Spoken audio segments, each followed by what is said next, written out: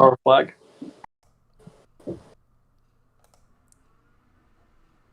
All right, we are live. This is the virtual state visit with Dracul-Raphania. Charles the First is with us. Thank you very Good much. evening. Good evening. Thank you for taking the time out of your evening to meet with me today and Dracul. Of course, you have a history with Dracul. You know us very well, so this isn't, of course, our first meet. Uh, what can you tell us a little bit about your uh, new nation that you're forming, or I should say, the renaming, and what will be some of the other changes that we should know about? Of course, yeah, and that is also how I like to look at it too. I don't look at it as a new nation. It's Rafistan continuing on in name, in symbolism, in history, in laws, in government. It is the same country. The only things that are changing, of course, are the title of the monarchy and, of course, the name. And even the change of name isn't really a name change. Raphania has always been viewed in equal standing to Rafistan as the co-official names of the country, with Rafistan being a common English version and the Latinized form being Raphania. Merely all that's changing is the usage of the words, with Raphania taking a prominent role in order to differentiate my new government administration from the previous administration of the Shahdom. Um, Among many things that have changed since what we've begun calling the Raphanian Revolution is the office of the Shah has been removed. The Shah has been removed from power, which of course was myself. As many people would know who followed Rafistan, I previously went under the reigning name of Shah Alexander I. And this was serving as almost a caricature of myself, an evil boogeyman of the micronational community, meant to have fun and to entertain. I decided this was not the direction I wanted to take my micronation. I wanted to become more serious. I wanted to become a more established, respectable micronation. And it became more of a hindrance than a benefit to use the Shah Alexander character. So over time, I devised a plan, along with, of course, President Stephen, who's been a tremendous help to me, to retire the Shah Alexander character from usage and, in a way, kill it off as a alternative sock puppet of myself.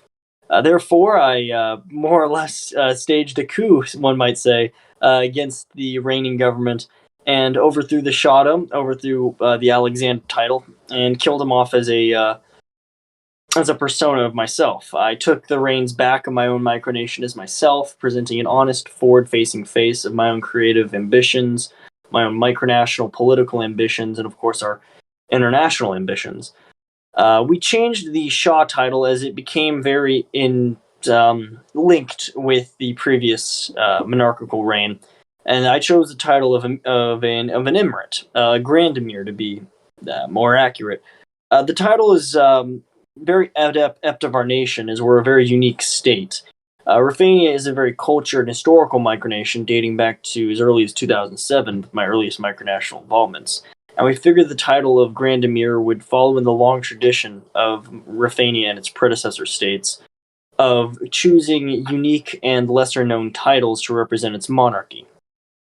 Now, Emirate, the title of Emir, historically speaking, has been the Arabic equivalent of a principality. Thus, adding the grand before it created the equivalent of a grand principality in line with a kingdom. Therefore, we are changing from a Shahdom, which is a king, to another kingdom without demoting myself in the greater scheme of things. And no historical country has ever used the title Grand Emir, so it is a very interesting, unique choice, mixing both English and Arabic words together. Very much how Raphania is a mixing of worlds between an English Eurocentric view and reigning of the world with cultural inspiration taken from Persian, and Arabic sources. Another thing that has changed is the governmental structure itself. Before, while in theory, an autocracy, we had many checks and balances and a bureaucratic government, which overall didn't represent the nation well, and quite frankly, couldn't get anything done. Therefore, with this new absolute, neo-absolute monarchy that we've reigned in under my own new administration, with only the office of prime minister serving as an advisory role and possibly another advisory post being discussed, it gives me more creative freedom and freedom from bureaucracy in order to do what I really want to do in the best interest of my country. And it also will help us improve international relations. It'll bring a more professional foot forward, banking off my prior reputation as a decently successful micronationalist. I see it as an overall good thing. So, to finish up my little spiel here, the main change, the best way to describe it would be it's a fresh coat of paint on an old friend. Okay, that's understandable. I would like to take this opportunity to officially start the state visit with the playing of our national anthems.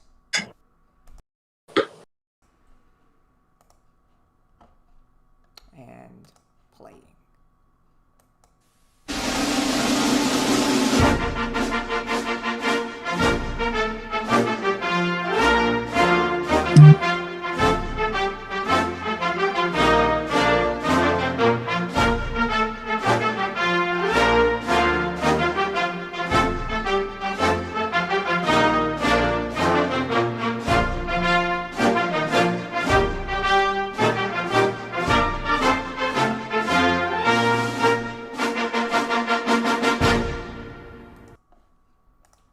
And the Commonwealth Anthem.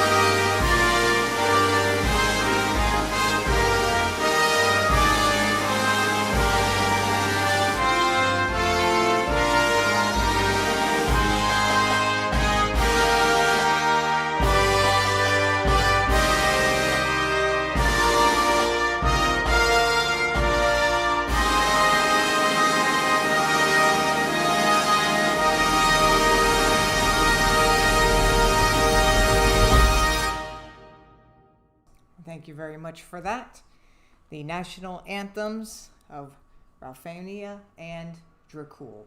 Thank you very much. And clarify, I wasn't able to actually hear any of the music. It didn't come over my end, so it did play and it'll show up on the recording, correct? Correct. Just wanted to make sure we weren't sitting in awkward Because silence. I can't pipe it through to you. I can only pipe it through to the recorder. That's perfectly fine. I just want to make sure we weren't sitting in awkward silence for a couple minutes. No.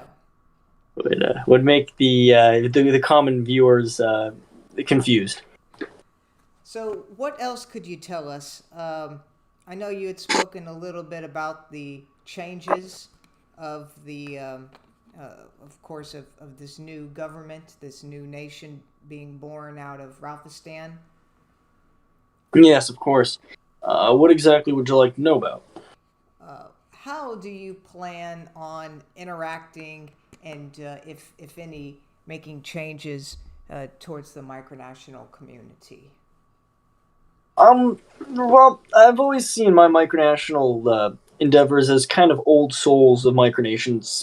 Very much I like to harken back to an older time in the micronational community without the current drama and all the modernity, or the fixings of modernity, I should say. So I'd like to bring it back to a more bare bones way of dealing with other countries, similar to what the Commonwealth of Dracul is doing very successfully, I might add. And I think that is actually serve as a great inspiration of how to properly posture ourselves within the micronational community. Of course, Raphania, formerly Rafistan, has been a bit of a growing star in the community in smaller circles. We created quite a bit of attention for ourselves on the heels of the Dracul-Raphania affair, as Rafistan was at the time a part of Graustark Dawsbergen. We had not yet created our own separate political entity. Um, I see Rafistan Raphania as a continuation of all my previous micronational endeavors, bringing harkening fixtures of Falkland, Roston, and any other micronational politics I've done. But in terms of what changes I'd like to bring to the culture, I'd like to run it more as a traditional old-fashioned micronation, having fun, bringing fun back to the community while still being a serious hobby. I think many micronationalists lose track that micronationalism should be fun. It should be an enjoyable escape from our daily lives. It's and that's one thing, as I'm sure you can say. We all work 9 to 5s here. We've all dealt with the daily hubbubaloo of our real world and the oh so wonderful state our worlds and country are in.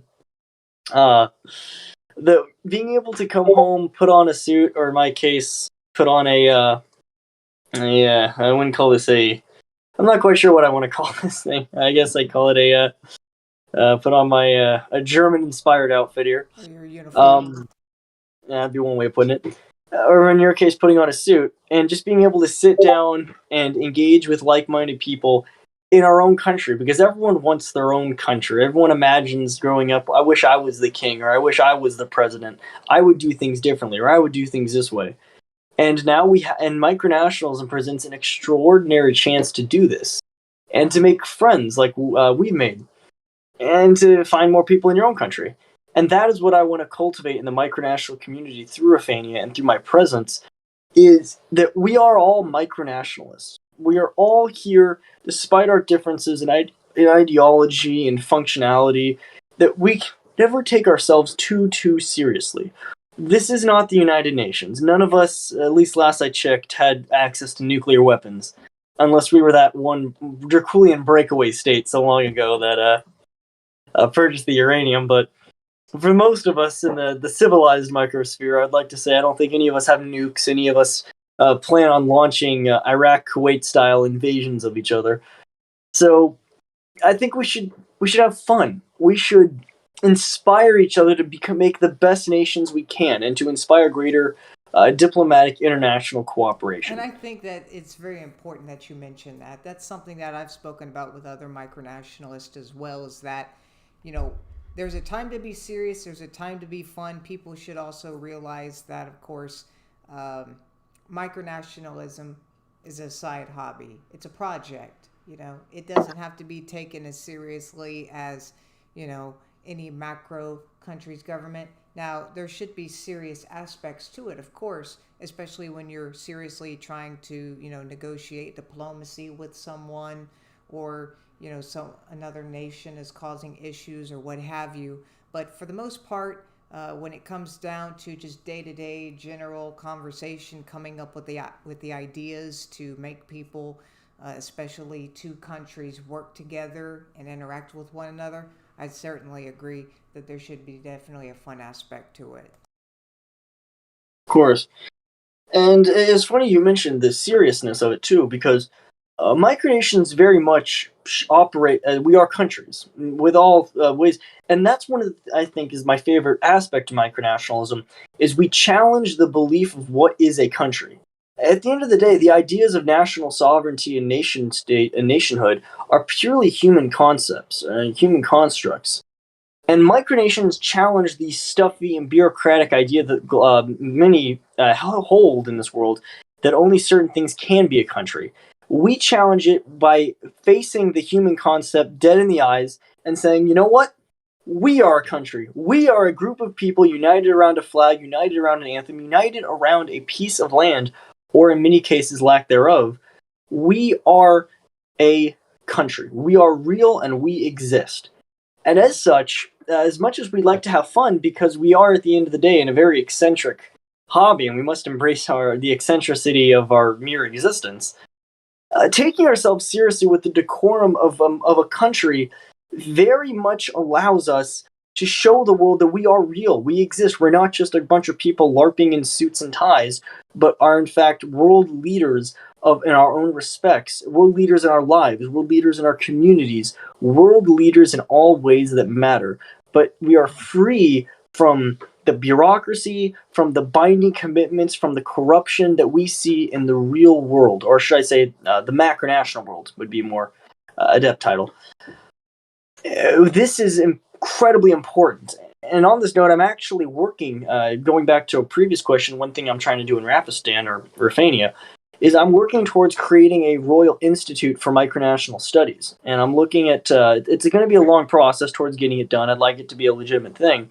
But I'm talking to micronational colleagues of mine, other micronational leaders, and citizens to work towards creating a think tank, so to speak, not to come up with policy, not to change the micronational world, not to give out, diplomas in micropaleontology, but to study micronationalism and to discuss micronationalism in a more philosophical and I guess the word would be I'm trying to think of the proper word here. I guess existential way. And I'm looking at creating the Royal Raphanian Institute of Micronational Studies, and it's something I'm hoping to accomplish. I think something like that would be really great for this community.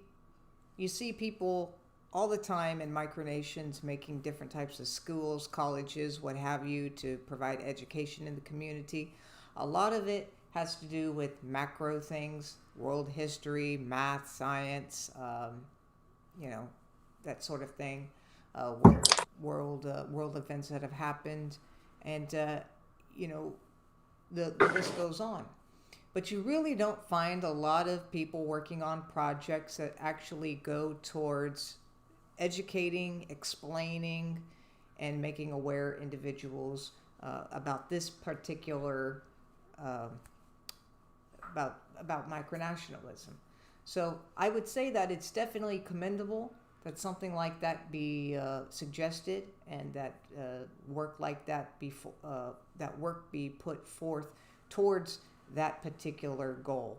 And I certainly wish you the best with that. And of course, if you need any help with that, we would certainly be glad to. I'm sure many other micronations would be very interested in that sort of thing, and we would certainly like to hear more about that. Well, thank you. I appreciate that. And well, enough about me. I know this. I appreciate the concern with my new state. But what's the latest in Dracul? What's new in the Commonwealth? Well, yesterday I passed an executive order. The executive order, called Draculians First, is in regards to employment in Dracul, specifically towards government jobs in the executive branch. So basically, if someone is applying for a job in the executive branch in one of the departments that fall under that branch, we are going to consider looking at Draculians, people who are already here in Dracul, people who have never done anything with us before. They're just citizens, they've never worked for us before. We're going to review their applications first, and their qualifications and their history, before we interview or review applications of those individuals who apply for jobs who are not currently Dracul citizens, and of course for those who we haven't and we've never even met before. And the main reason why we've done this is because we want to try and engage with our internal community to strengthen the relations between current Draculians and the government, because it's certainly something that needs to be worked on continuously throughout your existence. Because, throughout the years, you have more and more people come in. A lot of micronations, when they have new citizens come in, they don't really interact with them one on one. I think it's something that needs to be, to be that needs to happen more often. Because if you don't engage with your citizens, then they're going to ultimately end up leaving because you're not showing them any type of attention. They're going to say, well, it looks like they're not really interested. So we're not saying that we're not going to consider any non-Draculians for government positions. Then another reason why we're considering Draculians citizens before non-Dracul citizens for government jobs is because we currently have a law where if you are a head of state of another micronation, you cannot receive citizenship because it falls into a conflict of interest. Because then people start questioning, well, how can you have allegiance to more than one micronation? For some people, that's not an issue, but some people have an issue with that. Apparently, according to the Dracul Parliament, where that law was passed, they saw it as an issue. So it gives those who are not Dracul citizens who are interested in working for us enough time to be able to apply for citizenship, get approved for citizenship, and then be able to apply for those jobs too. But what we're doing is we're putting current Dracul citizens ahead in the line. That way we don't have to stop the process of hiring, tell everybody to wait, hold on, we like this guy, but he's not a citizen, so you'll have to wait for him to get his citizenship. Then we're going to review his application, then interview him, and then after all that time, he doesn't get the job. It was so much time wasted. So we put the Dracul citizens ahead in the line, and so that's one of the main things that is new with Dracul that's happened as of late. We have a growth in Parliament that will be happening within this month, I believe. Another additional member, Mr. Williams, is very interested in that and will need to be sworn in for Parliament. So that will be a growth in our Parliament. Very happy about that. Some changes to our military regarding uniforms. There is a uniform changes that will be taking place. I certainly encourage everybody to take a look at those changes that will be happening. And of course, they'll be seen not just in photos, but they'll also be seen in at Dracul events during national holidays that we televise and that people come to that people attend in person, of course. And most of it was done to try to make a unique individuality type of goal, where we're not so much just taking all kinds of surplus uniforms from different macronations like we used to do. We kind of want to try to make our own, individuality, of course. So that'll be something that's new. And citizenship is continuing to grow each month. I believe from January to April, naturalization informed me that we have 10 new citizens. So that's about 92, 93 citizens total. So we're starting to climb back up again. We already we started off in the high 80s in the beginning of the year, and now we're in the 90s. So that's always a great thing, continuing to grow. And small business. Small business is giving out new licensing for new small businesses to be able to interact with them and advertise them a little bit more. People certainly will appreciate that we cater to their specific industry and can advertise for their industry, for their business on a much more accurate level. So I'm really looking forward to see what this year has to bring. And, it's been in the news for quite some time, especially over the past couple of months, with the whole Ukraine-Russia situation that the world is experiencing right now. Because Dracul has pre-Soviet, pre-modern day Russian influence, mostly dating back to the Tsar Nicholas II. We have Nicholas II Memorial Day, and we have the Chernobyl Remembrance Day. for those who were lost during that situation back in the 80s from that plant explosion. Um, Things are going to be a little bit different celebration wise because of everything that's been going on. You know, Russian music that's typically performed at those events and whatnot. You know, those types of songs and whatnot that are still played today by the modern Russian army might be changed in the events to try to kind of stay away from the Russian influence because it might not paint a pretty picture with what's going on in the world today. Now, of course, we'll probably still play "God Save the Tsar" because that's not modern day Russia.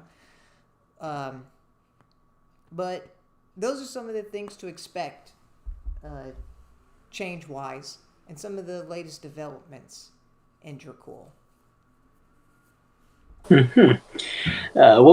Topping, discussing the things you said there. Starting with the first bit about the prioritization of Draculian citizens over foreign workers. From what I take that to mean is that you're prioritizing domestic employment over the importing of foreign workers for government positions, government contracts. I very much commend this. I believe this very much. Well, I know I say very much quite a bit here. Um, but I'm aware that that will definitely help increase activity, as I know many micronations have issues with that. I also think it will help increase the longevity and quality of the candidates for government positions, as having them loyal to your state first and not beholden to foreign nationalities and therefore foreign relations will be a very big benefit to the Draculian state. Moving on to the next thing you mentioned in regards to the military changes. Much like Dracul-Raphania is also undergoing a change in military setup as well. For example, for us, we have disbanded the Raphistani Security Force and the Raphistani Secret Police, which were both operational during the time of the Shah, and we've replaced it with a policing and military peacekeeping force known as the Royal Raphanian Corps of Discovery, based off of the historical U.S. Army Corps of Discovery that accompanied Lewis and Clark during their expedition of the Louisiana Territory. We're also focusing primarily on demilitarizing our nation and the way we look at things. We will maintain a firearms qualifications throughout our military, as many Raphanians that have been involved in our military have been our firearm owners, with in fact our current supreme commander or our commanding general of our military forces being the Prime Minister, Tony, being a registered firearms instructor within the state of Arizona. And this is primarily being used as a group that participates in ceremony, of course, but also to have a genuine purpose of existing, that being security. Now, one of the primary things in Dracul, sorry, I should say Raphania, that we've experienced is the need for armed national security in regards to physically visiting the territory.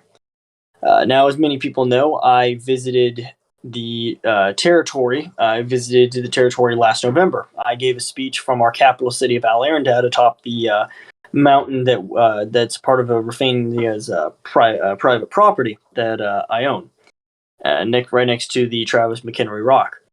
One of the issues that people I don't often discuss was shortly following that we actually discovered. We actually encountered a potential situation in which things could have escalated very quickly. Of course, things didn't, and we were able to have a discussion in a way that helps de-escalate the situation. But due to Raphania's geographical location being very remote and being very few and in between properties that border it, it is an area that is susceptible to potential threats of bodily harm, potential threats to life, actually. Can you go Not into a only little bit of detail? We know that you had spoken about aggressive individuals around that territory.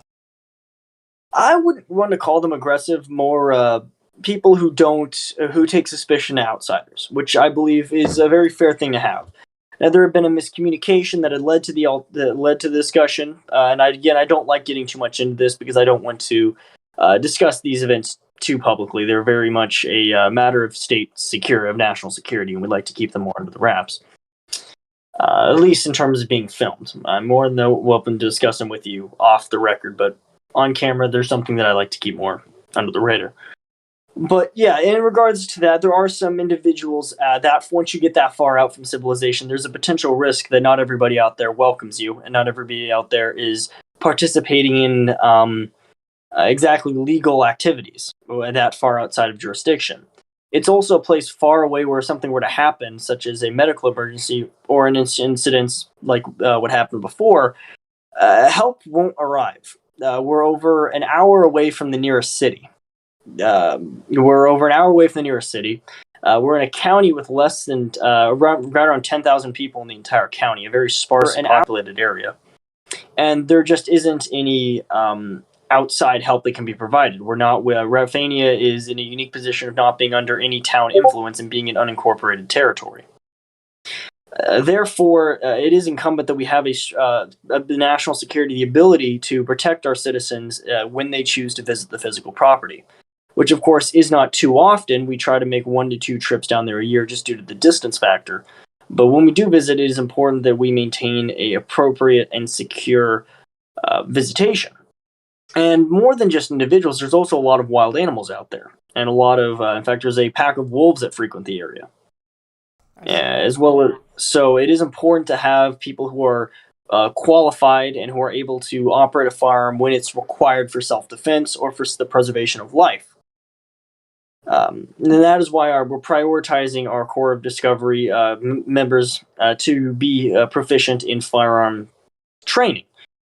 For example, myself, I am proficient in firearm training. I work macronationally in law enforcement. I have certifications on various weaponry in that regards. Of course, our head of military being a firearms instructor himself, and many members who have participated with us in military being people with firearms experience. So we've been definitely making strides towards that, but at the same time, we don't want to put out an aggressive posture with our peacekeeping forces. We want to maintain a so I guess I like to call it Swiss vigilance. Swiss vigilance in the regards that we won't escalate things. We don't look for a fight, but we will defend ourselves to preserve our own interests and preserve the safety and security of Raphanian So, like citizens. taking like you said, Swiss, a neutral stance.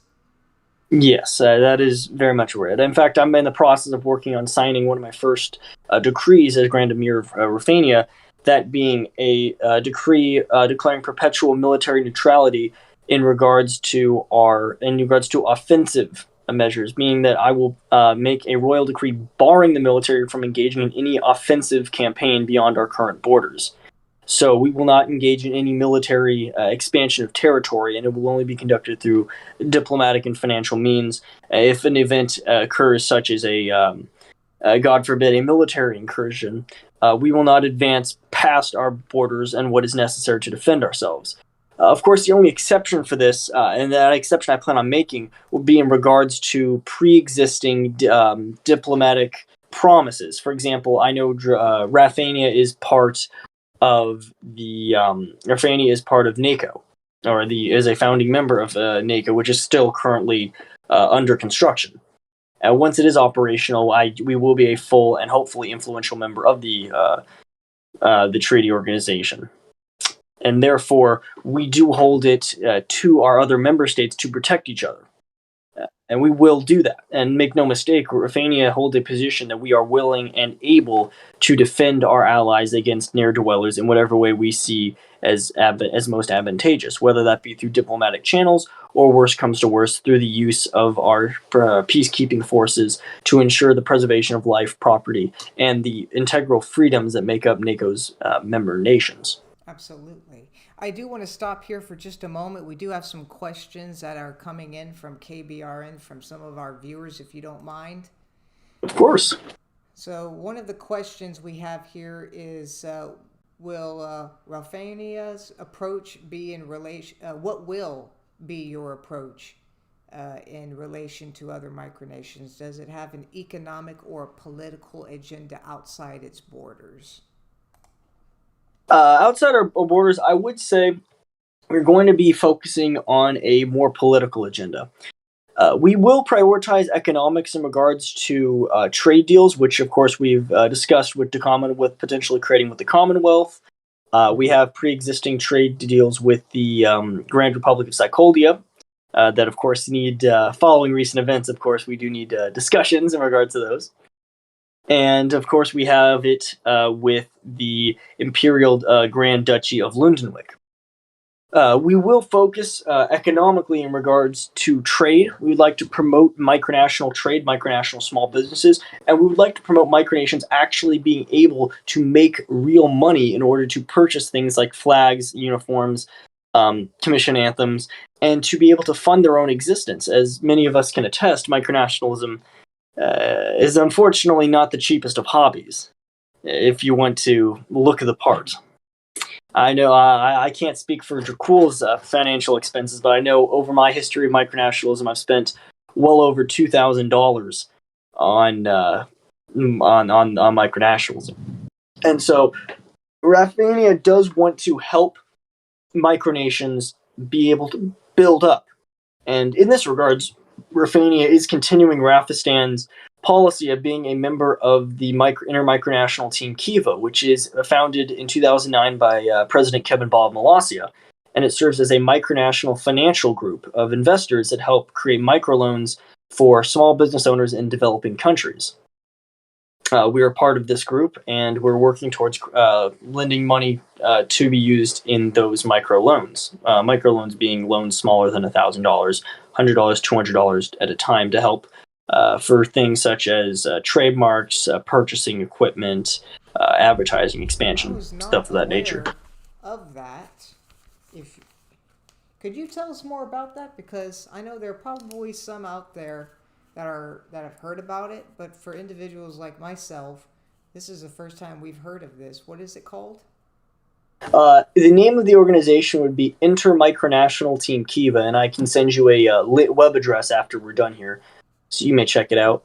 It was founded on August 10th, 2009 by Kevin Baugh, and as of current has 15 members, the 15 members being various micronational states, of course, with the chairman being President Kevin Baugh. We have representatives of West Hu. We have representatives, of course, of Raphania, representatives of Cascadia, of Petroburg, of Cal-Sahara, West Arctica, Dagestan, Ligoia, and many other micronations. We also have the former monarch of Vikesland, Christopher I, as a member.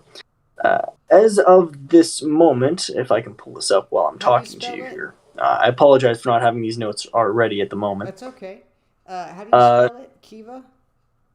Kiva, and that Kiva is the name of the website that this is on. Kiva is a microloan group in which people can create their own small-scale lending groups.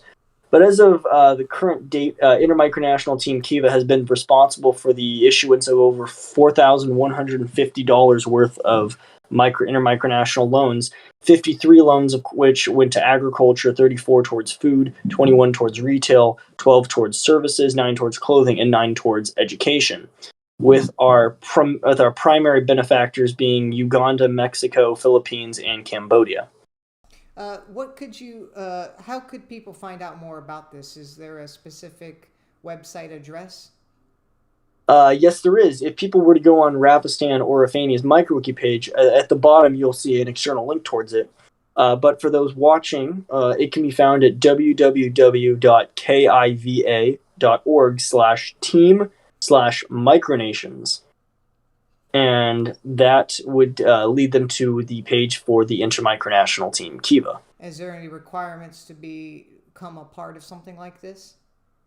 Of course, it's required. Of course, you be a micronationalist. But other than that, one can simply there should be a button there that would allow them to join. They'd simply have to create an account on Kiva, and they could apply to join, hitting that application button, and they're usually accepted. Of course, if people would like more information, I would personally recommend emailing President Kevin Baugh of the Republic of Molossia, as he may, of course, manages the team and could help more with laying out more information. Understandable. Thank you for that.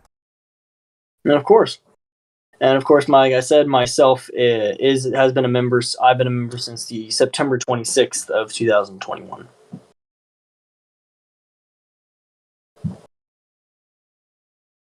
Now, After, back to finishing up the question real quick before you move on to the next one. I yes. apologize. To answer the question, I would have to say, in terms of our foreign affairs, it would be more focused politically. But in terms of myself and our overall micronational stance, I would have to say it would be very much economics, as we would like to help promote micronations to actually be able to afford um, things that they require. Therefore, we'd like to help promote micronational business, micronational ventures to make money within, of course, legal means. We don't, and we would also take a big crack on micronational scams. As we know, there are several scam micronations out there that charge for citizenship, charge for titles, charge for this, charge for that. And while there can be reputable ways to charge for titles in micronations which are legitimate micronations, we're going to take a hard stance on cracking down on micronational scams. With another measure I plan on inducting to create a catalog of micronations we deem as possible scams and allow us to be a publicly accessible and freely accessible catalog so that people can backtrack and they can submit complaints themselves for micronational members and organizations that they believe to be scams to help protect other people. Yes, and we've heard about those before where you'll pay for something and you won't get what you paid for. Uh, that especially large amounts of money. So they can be very damaging to the rest of the micronational community. I think it's very important that people be able to make their voices heard when it comes down to those, especially if hundreds of people are making complaints on the same one. Then something is suspicious and needs to be under further review. I do want to move on.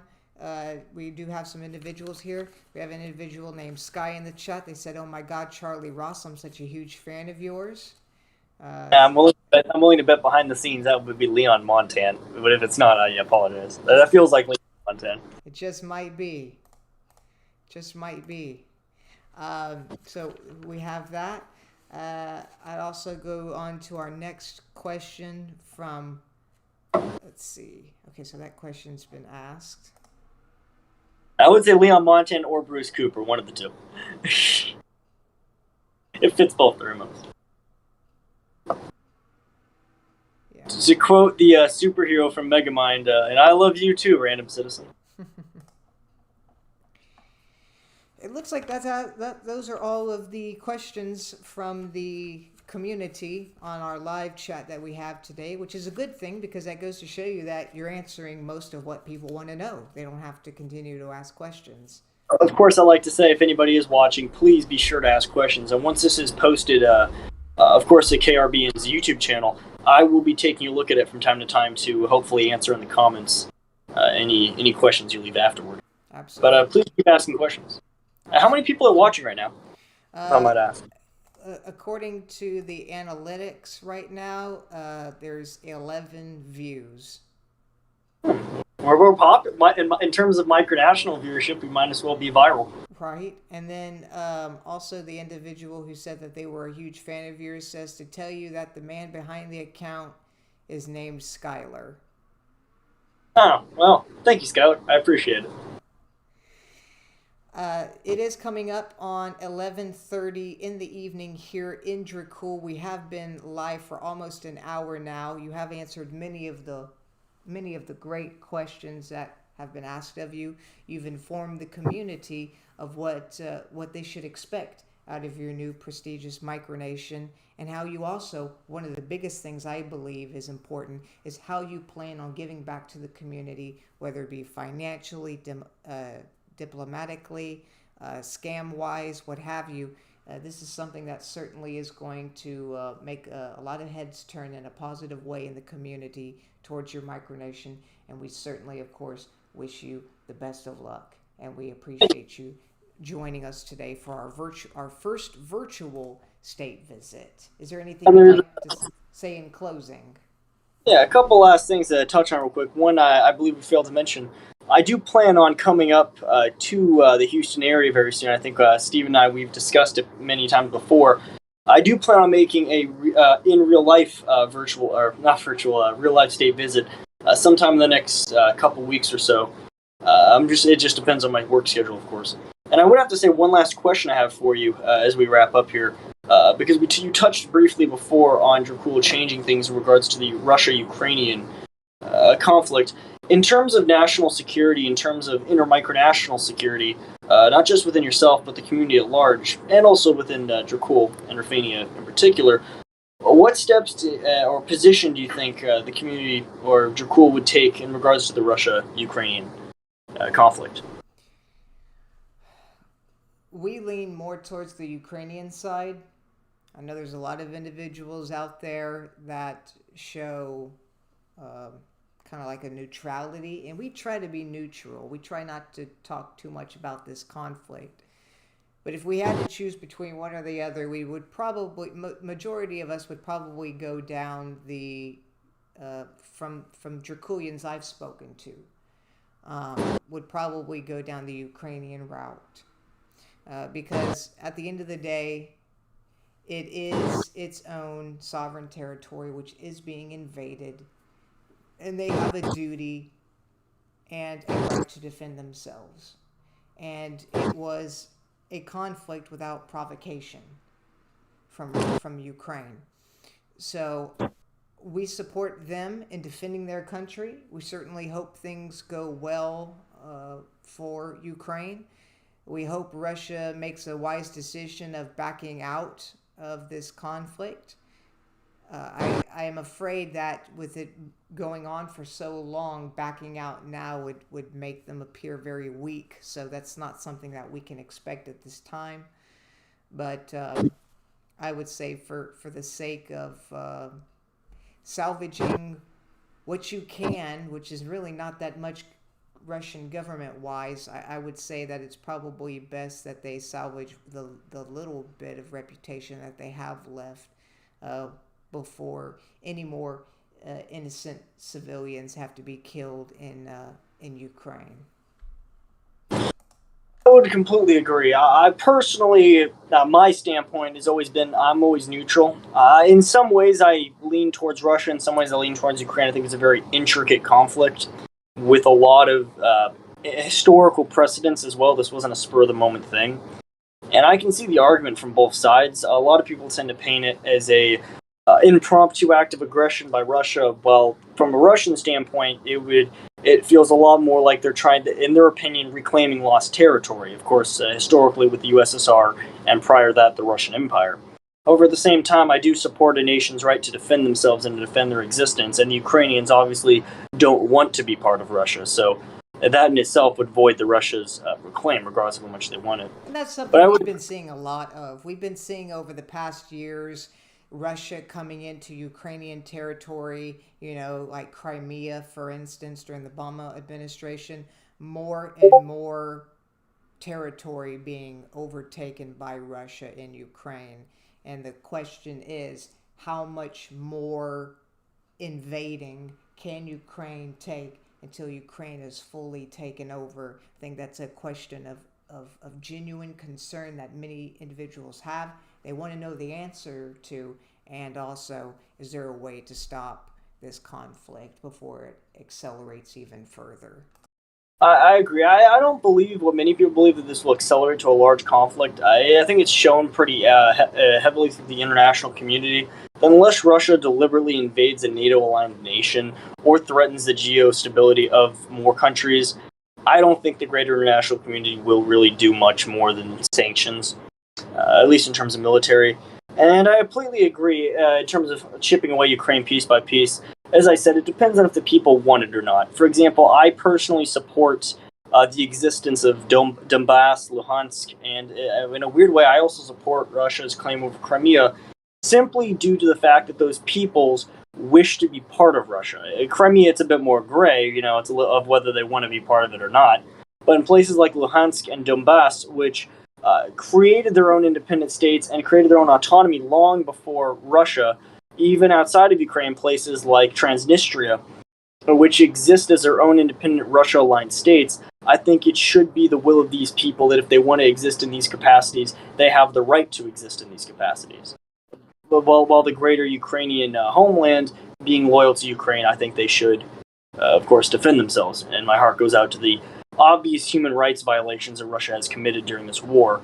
I think that cannot be understated, that Russia has gone about this war in a very barbaric fashion, and that those at the top of the Kremlin should be held to the fullest account by the international community. And this shouldn't be, like is the case in so many global conflicts, a fad to talk about and then immediately stop talking about it, like the Taliban takeover of Afghanistan late last year. And I think that that's a big concern with the whole Russian-Ukraine conflict, is that you have a lot of individuals who are concerned that Russia will continue to push further into Europe after taking, if successfully taking over Ukraine, or a large majority of it. How much further will they go? Because as you know, Moldova is right between Romania and Ukraine, and they are not a member of NATO. And so if they got attacked, there again, there would be nothing that NATO really could do, or the EU for that matter, except continue to send weapons and aircraft and things of that sort for military support. But a lot of people are concerned about that, because it was just about a week and a half ago that Russian troops were reported about 20 miles from the Poland border. And I think that has a lot of people concerned about why they're getting so close to a NATO country. And I think that something like that should continue to be monitored, especially as they get so close. Of course, I agree, and I think too a lot of it is posturing. Russia has been known to historically posture. However, many people would say the same thing about what they were doing before they went into Ukraine. So nowadays, I don't think one can be too certain about what Russia really does plan. And as you said, Moldova is at risk. And of course, as I mentioned before, Transnistria, which exists along the border, which exists between Moldova and Russia, if anything were to be a spark for a war, it would probably be something in regards to Moldova not recognizing the existence of Transnistria, while Russia does recognize the independence of the People's Republic of Transnistria. And so I could definitely see this as a potential powder keg. It's like in the early 20th century, the European theater is. Well, the show is about to reach its climax, so all we can do is watch and hope. What is Dracul going to be doing in order to play your part in world affairs in regards to this war? I know you mentioned that you're staying neutral, but is Dracul taking a stance of supporting Ukraine in regards to it building back? What is Dracul's plans to engage in this conflict? The Draculian government made a generous donation last month to Ukraine regarding because we don't want to get into it militarily. We didn't donate anything, financially towards weapons or whatnot, but we did make a generous donation to stand for Ukraine by donating funds to helping those with clothing, food, accessories like hairbrushes, toothbrushes, things along those lines. People have been displaced from their homes and whatnot. We have made a generous donation last month to stand with Ukraine to help out the Ukrainian citizens affected. So Dracul is send financial aid to Ukraine to help assist in the humanitarian. Correct. So that's very noble. Yeah, and Raphania's situation. At the moment we've been dealing with our own internal affairs. We have not engaged in any form of foreign aid. However, we have sent vocal support towards the Ukrainian Foreign Legion and support their efforts of recruiting people to help fight on behalf of their countries in Ukraine. And Raphania does have plans to assist in the humanitarian crisis, not just in Ukraine specifically, but also in all regions affected by this war, such as, example, Donbass and Luhansk, which Raphania does recognize. We've also made plans to send out diplomatic correspondences with the Luhansk and Donbass governments to make our presence known and make our presence known that while we do not support any situation regarding this war, we don't support any military conflict, like Ukraine itself, we support the right to self-determination and self-preservation, however they deem fit. A question coming in for both of us from Bigley. The question is, in response to the conflict in Ukraine, Chernobyl specifically, would you support the establishment of a micronation dedicated to the memory of the 1986 disaster, the Republic of Chernobyl? Would you support something like that?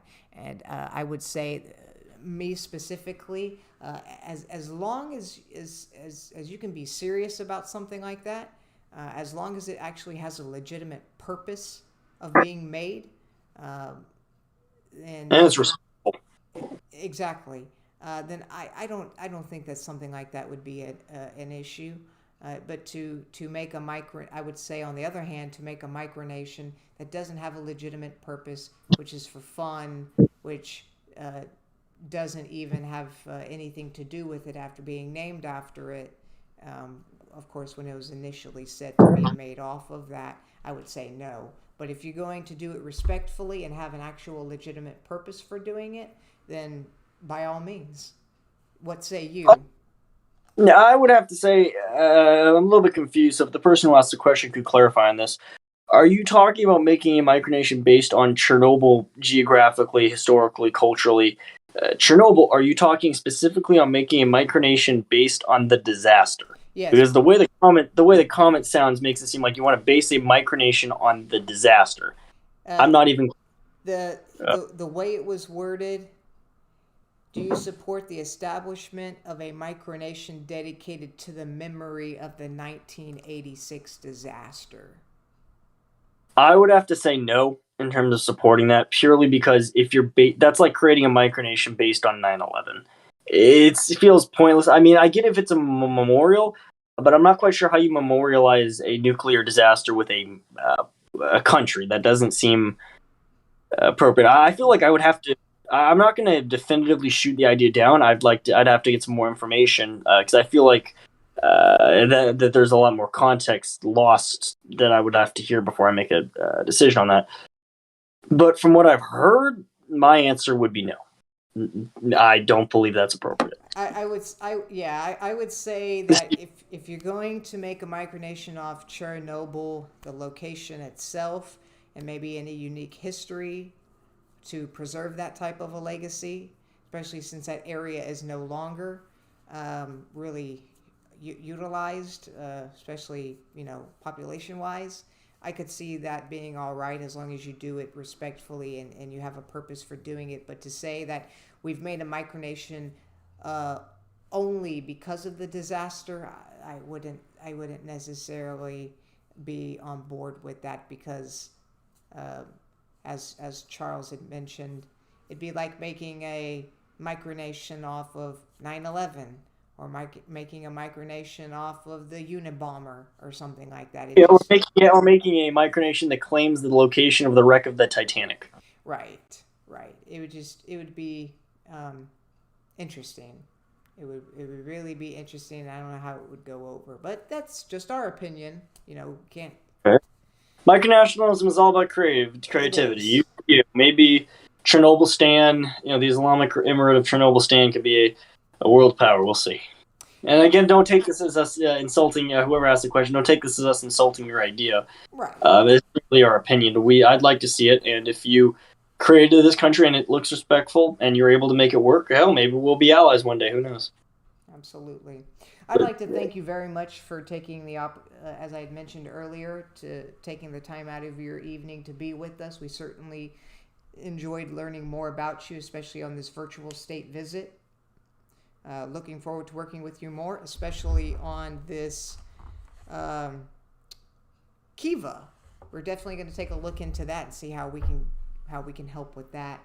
And best of luck to you all with your new government and your new nation. We certainly hope it goes well for you. And before we go, how can people learn more about you? Is there a website or social media? How can people get in contact with Yes, you? of course. Well, of course there is. It's the current age to bar. It's the current year to borrow a quote from John Oliver. Um, Individuals who are looking to get in contact with us, I would say the number one place to learn more is to access MicroWiki and type Grand Emirate of Raphania. Grand Emirate being spelled Emirate, and Raphania being Raphania. The Grand Emirate of Raphania. Just typing in Rafistan will lead us to our old article, which they can be linked to our current one. But things are being changed, so links may be moved around. For the moment, I would also direct you to our website, which at the moment is out of date and will likely be changed very soon, as I've been locked out of that website, and we're planning on upgrading and changing from Weebly over to an AngelFire website. But if you'd like to access our website currently, that would be rafistangov.weebly.com, RAPHISTANGOV.weebly.com. And that would also lead us to our contact email, where people are more than welcome to reach out to us. We also have an Instagram, RafistandGov on Instagram, but we've also been locked out of that for several months. I wouldn't use that. But like I said, primarily Grand Emirate of Raphania on MicroWiki, and we also have a YouTube channel called TVT Rafistan, and the name will likely be changed to TVT Raphania. I will make a comment in this video once it's uploaded, so people can click on the channel to do that. And we upload regular broadcasts showing the latest news, royal speeches, royal court, things of that nature, covering ourselves and the greater community, as well as film projects and educational and entertainment broadcasting. And so that would be the best ways to reach out to Raphania. Also, reaching out to Dracul is a way too. And if individuals are interested in getting in contact with me personally, I would welcome them all to join Dracul's Discord server, which I'm sure President Steven would be happy to link. I'm on that Discord server, and I'm relatively active on there. I try to check it a couple times a day. Thank you very much. Yes, most of our information can be found on our government website, draculgov.com. That's draculgov.com, not dracul.gov. And that's where you can learn more about us. Thank you again so much for your time. Have a great rest of your evening. Good luck to you. And as always, take care. Thank you all for joining us on this live stream. It has now been an hour, and we'll speak to you later. Thank you. Have a good night, everybody.